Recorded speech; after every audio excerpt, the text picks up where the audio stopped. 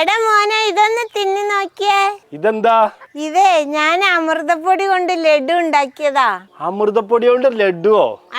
അതെങ്ങനെ?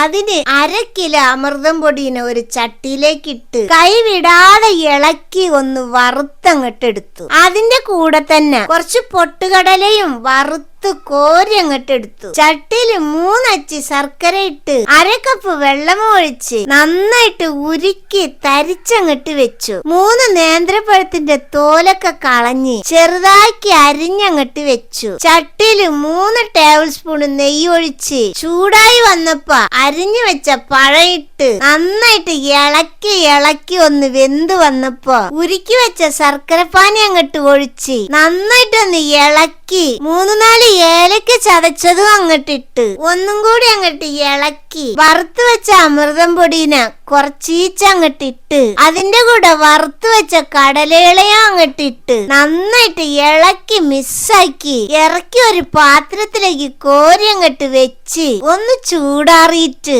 ലഡുവിനെ പോലെ ഉരുട്ടി അങ്ങട്ട് എടുത്തായി എന്റെ മക്കളെ.